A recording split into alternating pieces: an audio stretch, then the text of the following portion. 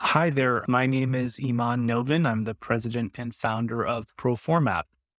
ProforMap is on a data driven mission to increase the production of affordable housing by finding and evaluating suitable properties for development or preservation and helping inform better housing policy. So, let me give you a quick demo. We've built ProforMap on Mapbox because of its really nice visualization and 3D building rendering capabilities. But the real power of ProformApp is how we can find ideal sites for affordable housing. So why don't we go and take a look? Let's say we want to build some affordable housing in Sacramento. City of Sacramento in recent years has been trying to attract more affordable housing developers to help increase the production of affordable housing. So it's a great use case for us to look at. So starting here, we want to first look at various search criteria. So putting on my affordable housing developer hat, which I am an affordable housing developer and spent years as a director of acquisitions, we would come in and say, I'm looking for sites perhaps 1 acre to 10 acres in size.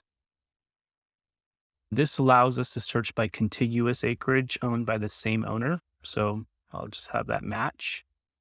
Improvement percentage is really is there a building on the property? Is it a newer building? What is the value of the existing structure relative to the overall value of the property, the land, and the building?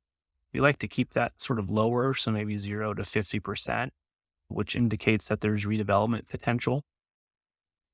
Density range is the dwelling unit per acre allowed pursuant to zoning. So maybe we're looking for sites between 30 to 150 dwelling units per acre. This is a function to remove irregular shaped parcels.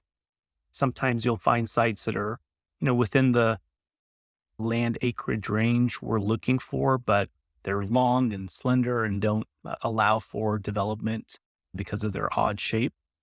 This again is to ensure that assemblages are included as part of our analysis.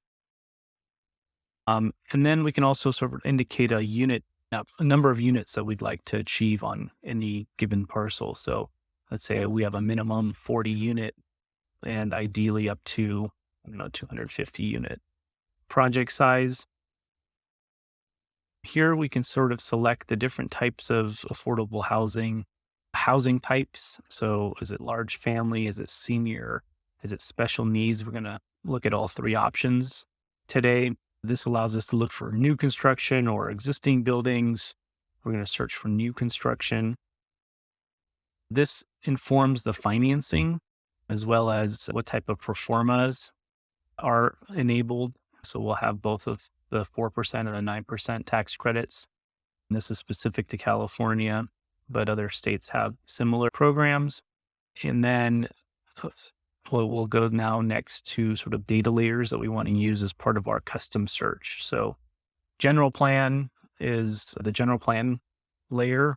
There's a number of sub layers. So we sort of select some of the different urban high density. Let's sort of go for the higher density options here. Urban neighborhood, medium density looks pretty good. We have 7 options selected here. These will be part of our search results. And we'll filter these results. So for each data layer, you have the option of either filtering or ranking.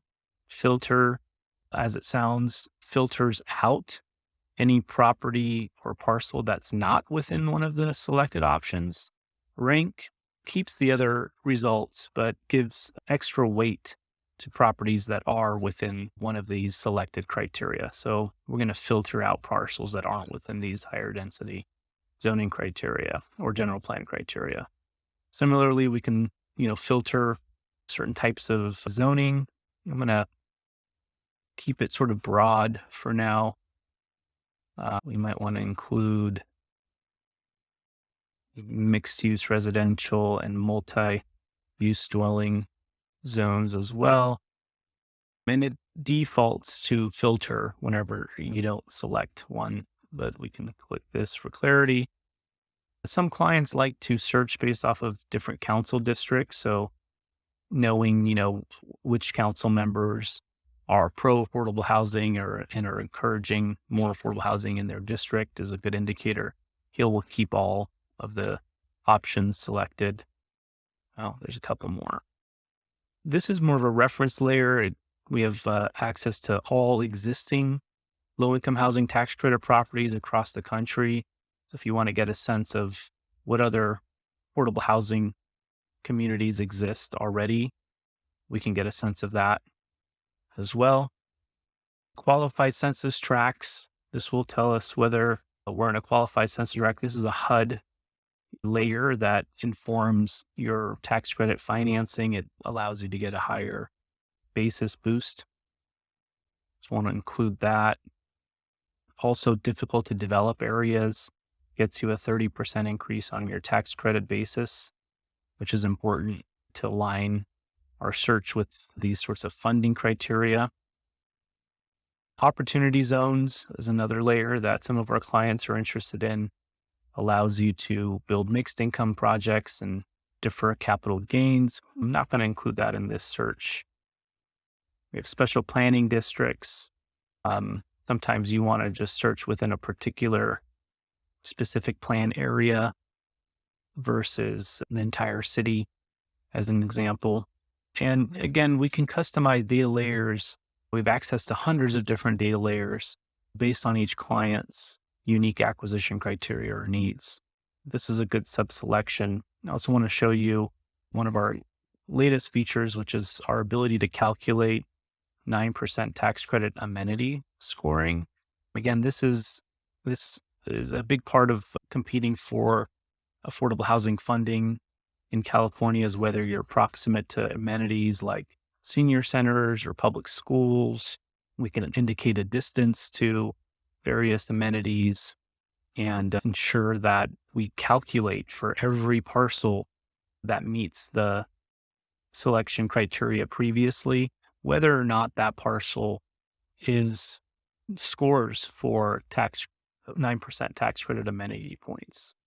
So actually, we already selected the 9%, so that defaults to searching all of those.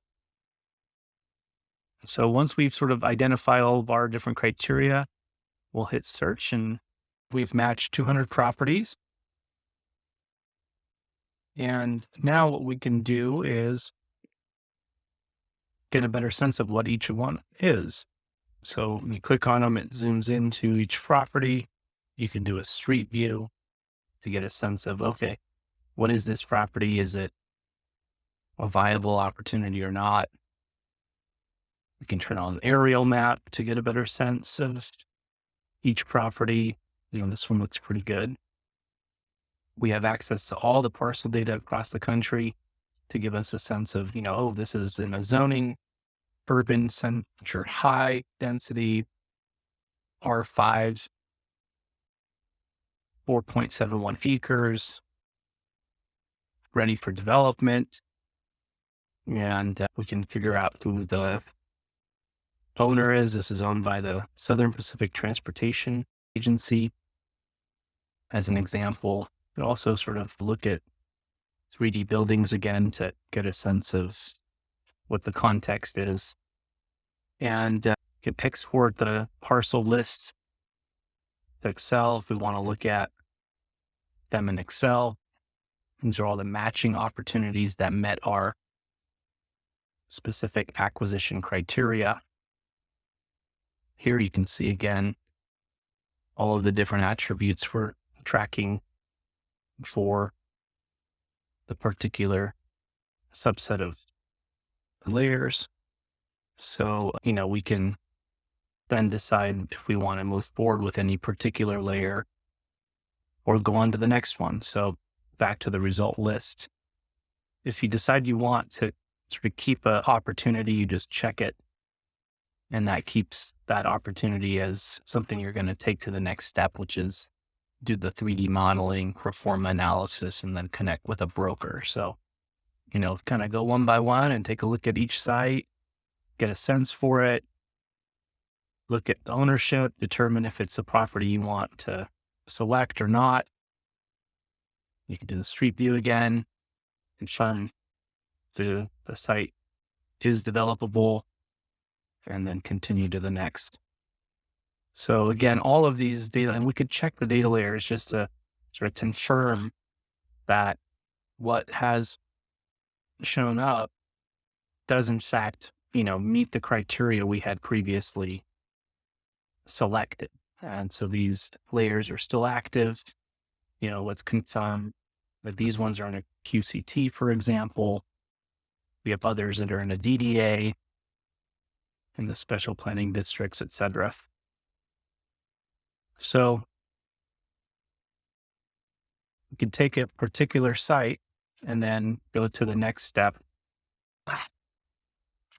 Okay, so the next step in the process is to look at the building configurator on any given parcel to design various types of affordable housing and to better understand the number of units you can achieve. So we're looking first at affordable family housing. We can get a sense of, amenity space and the unit mix.